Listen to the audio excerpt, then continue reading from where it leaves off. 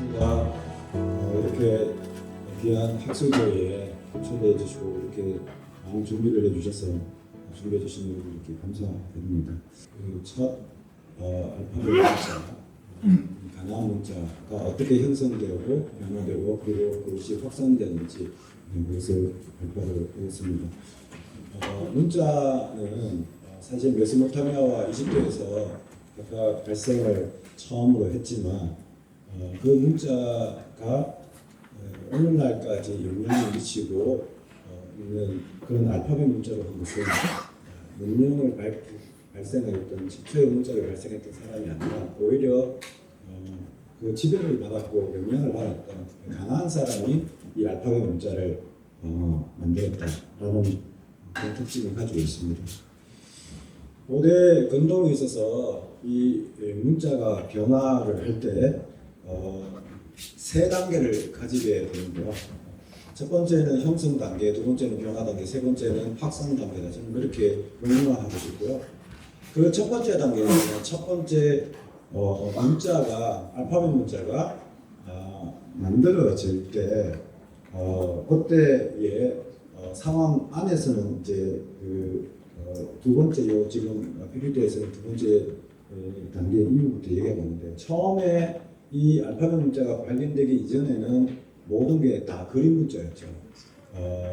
그래서 메소포타미아 쪽에서도 그림 문자 교수님께서도 말씀을 하셨고요. 이후에 이제 기호 문자가 바뀌게 되고 마찬가지로 이 알파벳 문자도 처음에는 그림 문자로 시작된 상형 문자에서 기원을 해서 시작을 합니다. 그래서 그림 문자는 장기간에 어떤 시간을 들여서 배우지 않으면 학습할 수 없는, 그래서 평균적으로 사용할 수 없는 그런 단점을 지닙니다. 그런데 그것이 그림 문자로 넘겨가지만 같은 그림 문자이지만 이게 알파벳 문자로 넘겨가는 순간 이제 단기간에 학습에 의해서 배울 수 있는 그런 단계로 넘어가게 됩니다. 그러나 여전히 이 생성 단계에서는 여전히 그림 문자 단계였다라고 하는 거 그거 기억해 주시고요. 그리고 이 단계에서 형성되었지만 모두가 다 사용하는 그런 지배 문자, 제1의 문자 단계는 결코 가난한 사람들은 사용하지 않았다.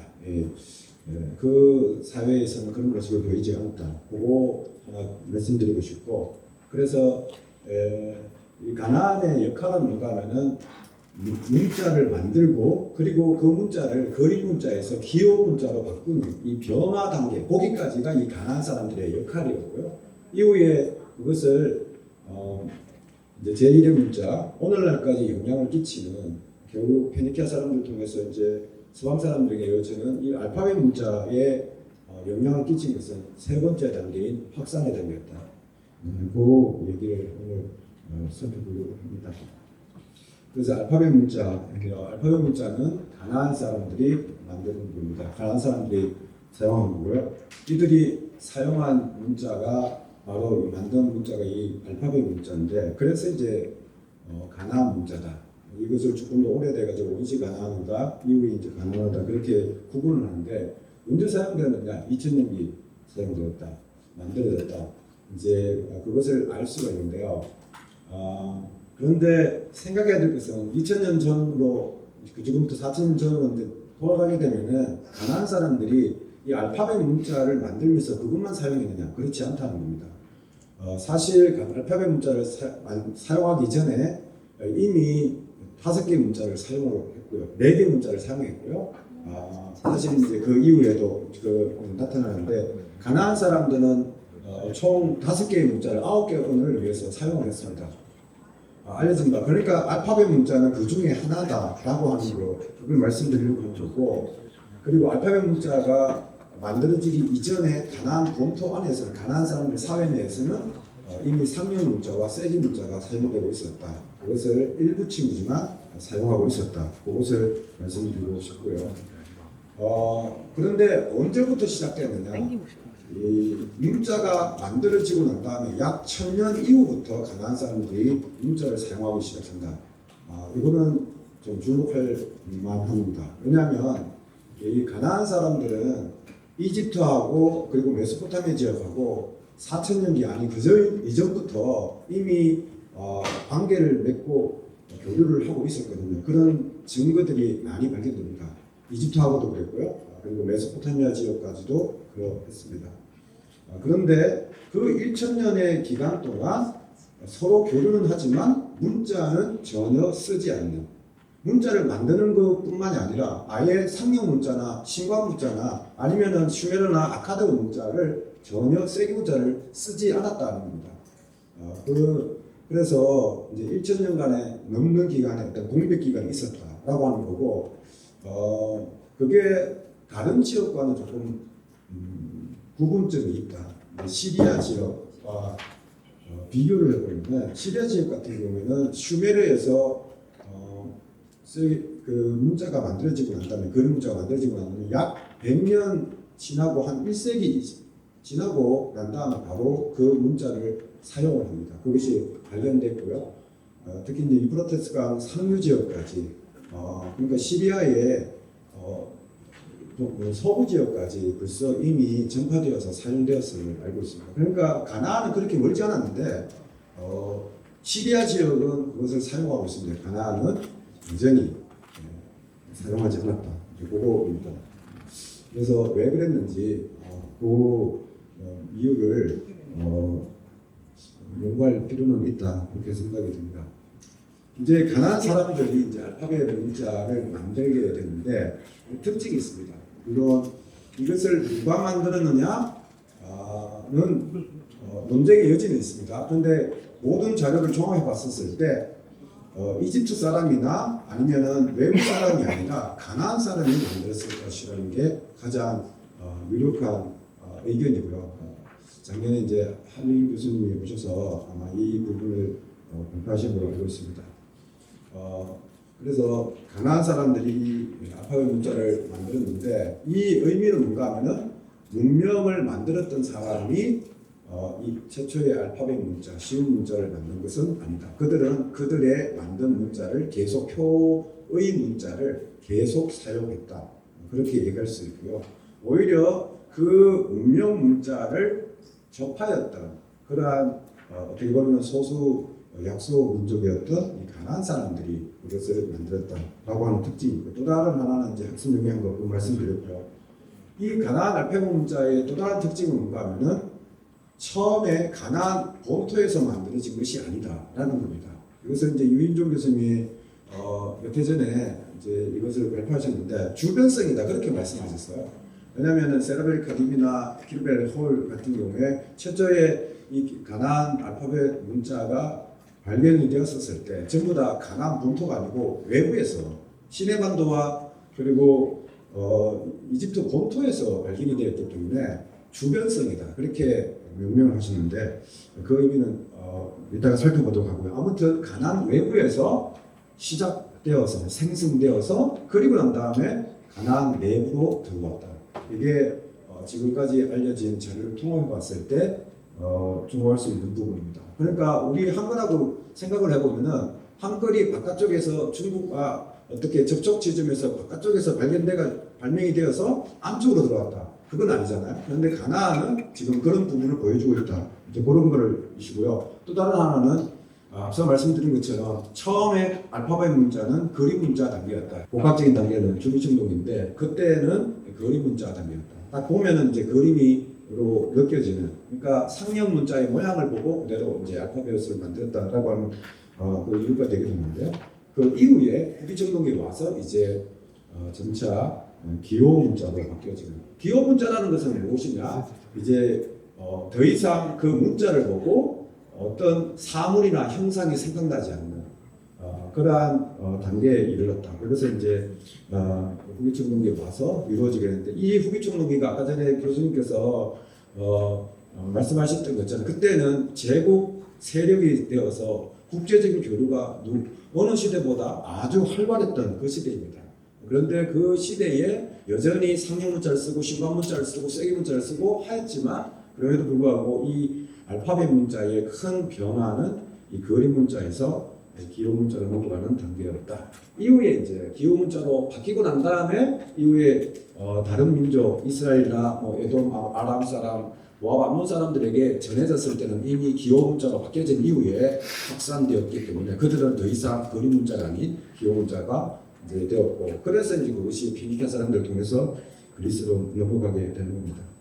저 자신은 이제 의미 있게 생각하는 것은 가나안 사람들은 알파벳 문자를 만들었지만 결코 이 가나안 알파벳 문자가 그들의 사회 내에서 제1의 문자가 결코 된 적이 없었다라고 봅니다. 한글하고 비슷한 건데요. 한글도 보면 만들어졌지만 계속 식자층이나 위에 있는 사람은 계속 한자를 사용했죠. 그래서 이제 인중에 했지만 사실 전체적으로 대중화되는 것은 말기에 와서 되는 그런 현상인데, 마찬가지로 이 가나안 사회 내에서도 여전히 식자층들은 정치 행정을 위해서는 상형 문자를 사용했고요. 그리고 뭐 조세가 들은 것에서 신방 문자를 사용했고, 그리고 외교 문서로는 쐐기 문자, 그전에 국제 용어로 일단 리거 프랑코는 이 아카드 쐐기 문자를 사용한 것입니다. 그러니까 제1의 문자가 결코 된 적이 없었다. 발견되는 수도 굉장히 작고요. 이 형성은 어떻게 되느냐? 자료에 나와 있지만 중기전동기에 그때 되었고요. 이 시기가 언제냐? 이집트로 봤으면 역사적인 배경으로는 이집트 중왕조 시기입니다. 12왕조 시기인데요. 그런데 발견된 컨텍스트를 보면 아마도 첫 시대가 아니라 아마 좀 세력을 가진 미네멧 3세 시대가 아니겠나 그렇게 생각을 합니다. 그래서 그 시기에 이집트가 시내 반도의 터키 광석을 위해서 인구를 고용해가지고 광석을 캐낼 때에 하도 신전을 세우고 이집트 관리를 세우고, 그리고 그곳에 가나안 사람들을 노동자로 사용하게 되는데, 거기에서 이제 알파벳 문자가 처음으로 알려지게 됩니다. 그리고 지금부터 한 20년 전에 키벨 홀이라는 유목소 근처인데요. 이집트 본토죠. 상부 이집트인데 그곳에서 이제 두 줄에 걸쳐진 이또 상형 문자의 모양을 딴 이 알파벳 문자가 발견이 됩니다. 그 시기가 거의 이제 비슷한데요. 비슷한데 거리가 거의 600km 떨어져 있습니다. 하나는 이집트 본토 내고 하나는 이제 이집트 외국적이지만 이집트의 지배를 받았던 그런 산업시설인데, 이게 서로 같은 한 뿌리에서 나왔느냐 아니면 각각이 나왔느냐, 지금 현재로서는 일단은 답을 할 수가 없다. 한린 교수님은 이것을 이제 공통 분모로 그렇게 설명을 하시는데 아직까지는 이거에 대해서 확실한 답변은 하지 못한다. 저는 그렇게 생각을 하고 있고요. 그런데 그 시기에는 이제 그림 문자 형태였다라는 겁니다. 그래서 이때 당시에 알파벳 문자 모양을 보게 되면은 이제 상형 문자의 어느 모양을 닮은 것을 바로 추적할 수 있는 그런 것을 보게 됩니다. 그래서 이 가나안 사람들이 이집트 사람들하고 접촉한 지역, 그게 이집트 내부든지 아니면 산업시설이든지 접촉한 지역에서 알파벳 문자가 처음으로 알려졌고, 그리고 이 문자의 형태 자체가 상형 문자에서 나왔기 때문에 아마도 이 가나안 알파벳 문자는 이집트 상형 문자에서 기원한 것이다 라고 하는 의견이 나왔고, 그게 거의 대부분의 학자들이 동의하고 있습니다. 그래서 이것을 어떻게 읽게 되었느냐라고 했었을 때 처음에 지금 오른쪽에 보이는 이 발랏, 이 하도르 여신을 번역을 해서 자기들의 언어인 가나안어로 생각을 해서 표현을 해보면은 발랏, 여주인이죠. 그래서 여주인을 위해서 레 발랏, 그리고 뭐 사랑받는 여주인 레 발랏, 그런 표현들이 몇 번에 걸쳐서 나옵니다. 그래서 동일한 표현이 나와서 그것이 상형 문자가 아니라는 것을 이미 패트리가 1905년 6년에 그 세르벨 카림을 발굴할 때부터 이미 알게 되었고, 가드너가 나중에 이것을 해독하게 되어서 이제 이것은 상형 문자에서 나온 이제 가나안어다, 그렇게 얘기가 되었습니다. 서두에 말씀을 드려야 되는데, 사실 세계 최초의 그 알파벳 문자가 가나안 사람들이 만드는 것이다, 그렇게 기술을 했는데요. 얼마 전에 시리아 지역에 마라라는 지역이 있는데요. 마라라는 지역에는 마라라는 지역에 뉴스에 나왔습니다. 세계 최초의 알파벳 문자가 시리아 지역에서 발견됐다. 그것도 세르벨 카딘과 이 키르크 엘 호보다 400년, 500년 이전의 것이다 라고 하는 주장이 나왔습니다. 그게 네이처지가 그게 출판이 돼가지고 보신 적 있으시죠? 거기 보면은 어떤 글자 형태를 보면은 그게 기역 G 발음이고 어떤 것은 B 발음이고 뭐 그렇게 해가지고 이제 학자들이 그거를 주장을 했는데요. 지금 주변에 있는 학계에서 그거에 대해서 전혀 반응이 없습니다. 그리고 어느 학자분들한테 제가 알고 있는 분들한테 이렇게 문의를 했거든요. 그런데 아주 의심을 많이 하시더라고요. 뭐 학자들의 의견에 제가 여기 의존하는 것도 있지만 또 다른 하나는 뭔가 하면 텔문 파라에서 발견됐던 요 비문 이전과 이후에 보면요. 알파벳 문자가 하나도 없어요. 제가 아랍 시리아 지역에 발견되었던 지금까지 발견된 모든 명문들을 제가 쭉 찾아봤는데 이전과 이후에 전혀 없습니다. 그러면은 이것이 단독적으로 알파벳 문자가 갑자기 생겼다가 거기서만 사용되었다가 없었다. 굉장히 발견되기 좀 주장하기 좀 받아들이기 힘든 그런 얘기를 말씀드리고 싶고요. 그래 한글과도 비교를 해주셨는데 보면은 한글 처음에 만들 때의 이유를 반포할 때 첫 문구가 우리나라 말이 중국과 다르다 거기서 시작하셨거든요. 요 가나안 사람들도 마찬가지.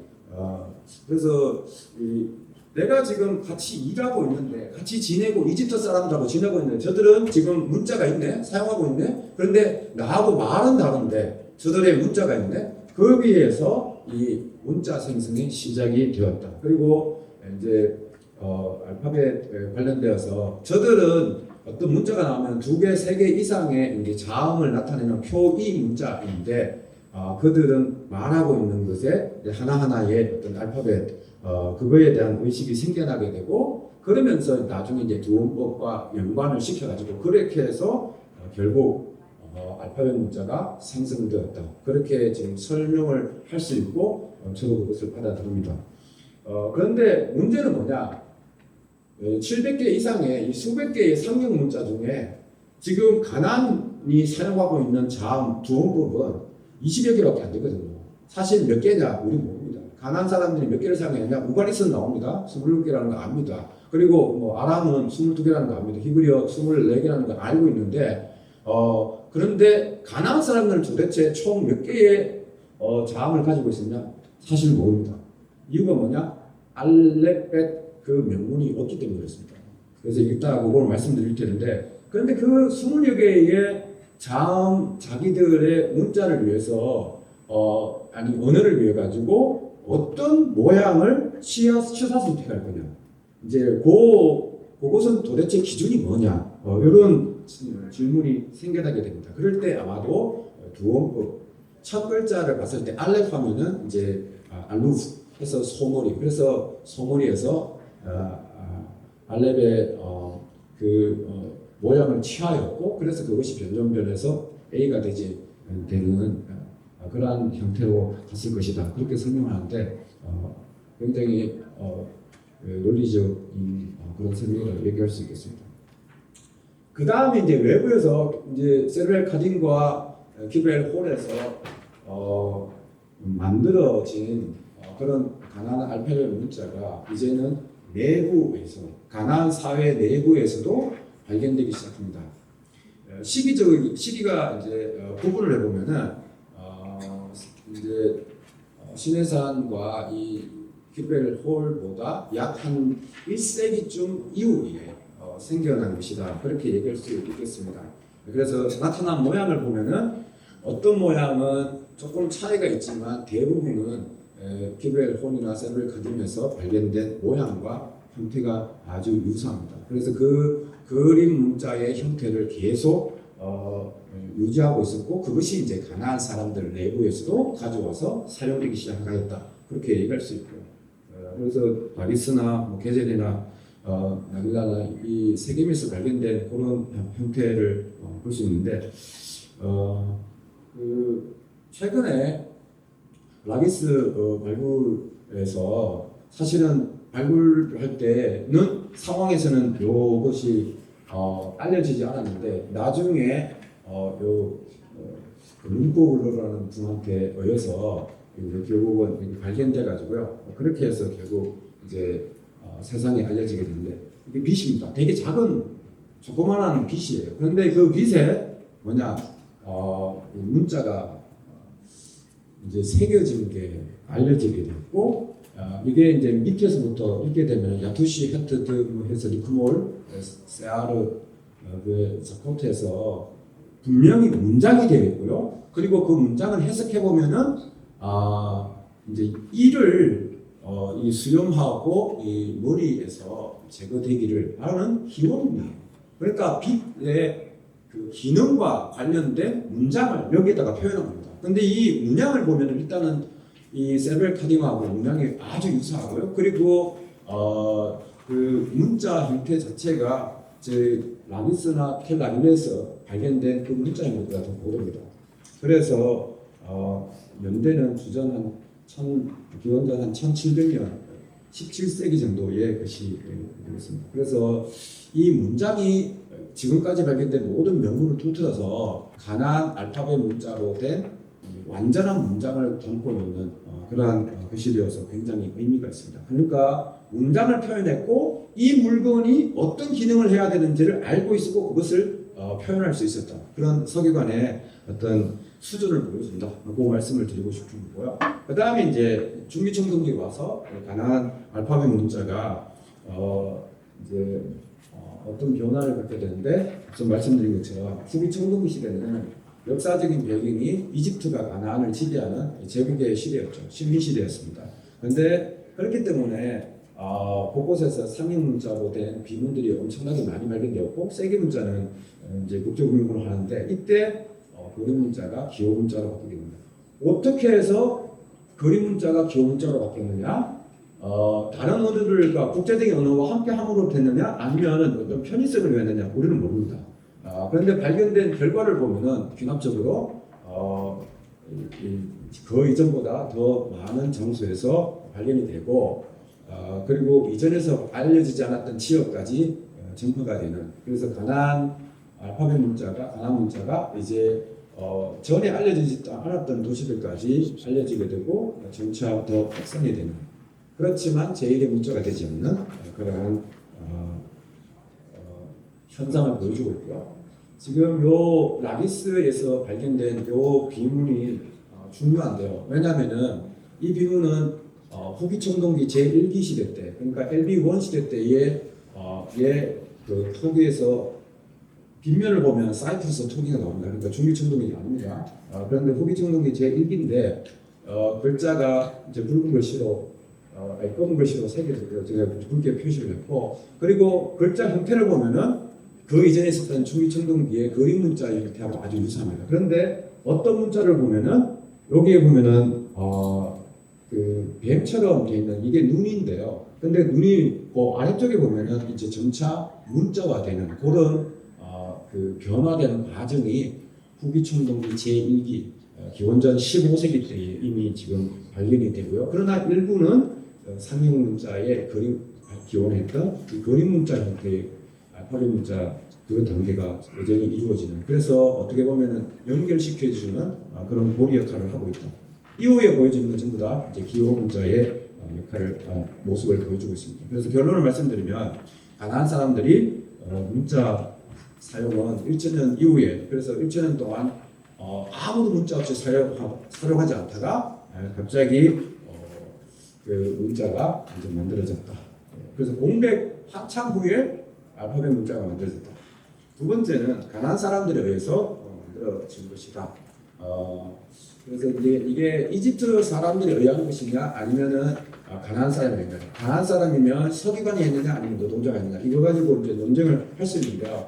근데 한인 교수님이 작년에 오셔가지고 지적해 주셨던 것처럼 이 세라벨 카딤이나 킬벨 홀이나 보면은 거기에 같이 있었던 가나안 사람에게 그 가나안 사람의 이름이나 아니면 그 고위 간직이 있었다는 것을 기록하고 있기 때문에 그의 일파가 아마도 기록하지 않았겠느냐, 만들지 않았겠느냐, 이제 그렇게 얘기할 게 논리적이다 그렇게 생각이 듭니다. 그리고 문자 형성 단계는 앞서 말씀드린 것처럼 시기에 따라서 그림 문자 그리고 그림 문자가 안쪽으로 들어오게 되고 그리고 그림 문자가 점차 퍼지게 되고 나중에 기호 문자가 되는 외부에서 내부로, 내부에서는 이제 기호 문자가 바뀌어지는. 그리고 난 다음에 철기 시대에 와서는 타 민족들에게 이제 이 형태가 전해져서 확산이 되지만 그러한 모습을 보여주고 있다. 그렇게 얘기할 수 있겠습니다. 그리고 문자 형태는 그 표 위에서 밝혀놨으니까 그 문자 형태를 보시고요. 그런데 그 문자 형태를 보면은 형태는 시기는 알 수 있습니다. 그런데 그 형태가 어떤 언어인지 아니면 어떤 민족을 나타내는 것인지는 구분을 할 수가 없다. 그 말씀을 드리는 거고요. 그러니까 문자 형태를 보고 오늘날 마찬가지로 이게 스페니시냐 아니면 독일어냐, 물론 울라토 같은 경우는 구분이 됐지만 어떤 거는 구분이 없잖아요. 그거와 유사한 점이 이미 이전 알파벳 문자 있을 때도 이 문자를 보고 이게 아람어냐 아니면 히브리어냐 아니면 에도모냐 이런 것을 알기가 힘들다고 합니다. 이게 심지어 가나안 거냐 아니면 이스라엘 거냐 그런 거를 갖다가 우리가 알 수가 없다. 다만 시기는 알 수가 있다. 이제 그렇게 되겠습니다. 그리고 저는 중요하게 생각하는데 가나안에 아직까지는 앞으로 이제 가나안 명문에서 발견되어야 될 게 뭔가는 이 알렙벳 명문입니다. 그러니까 첫 글자부터 마지막 글자까지 서기관이 분명히 연습하기 위해서는 분명히 이게 있었을 것이거든요. 아까 전에 이즈벳 차르타 말씀하셨는데 그분은 1200년을 했지만 저는 1100년을 보고 있는데 아무튼 그 알렙부터 타브까지 마마지까지 있는 그 알렙벳 명문은 일단 가나안 사회 내에서는 바깥에서는 전혀 우리에게 알려지지 않았다라고 하는 거고 그러면 가나안의 이 알렙부터 타브까지 있는 그 표는 어떻게 만들었느냐 이제 외부에서 우가리드에 의해서 그리고 이즈벳 차르타와 등과 같은 다른 민족에 있는 그것을 차용한 그 민족에서 발견된 알렙벳 그러니까 그 명문이 그것을 바탕으로 해서 이루어졌다. 이제 그렇게 결론을 지을 수 있겠습니다. 한 가지만 더 말씀드리면 아까 전에 제가 잊어버린 게 그 주변 지역에서 시작해서 내부로 왔다라고 말씀을 드렸지만 사실 저는 오히려 주변 지역에서 내부로 외부에서 내부로 왔다 요거보다는 오히려 접촉 지역에서 문자가 발생한 것이 아닌가 이제 그렇게 주장하고 싶고요. 그러니까 다른 나하고는 다른 그렇지만 뭔가를 갖고 있는 그 지역하고 접촉한 지역에서 문자가 발생했고 그렇게 해서 그것이 이후에 가나안 사회로 들어와서 그렇게 해서 이제 변화 단계를 거쳐서 확산 단계를 이어갑니다. 그렇게 생각합니다. 이렇게 들어주셔서 감사합니다.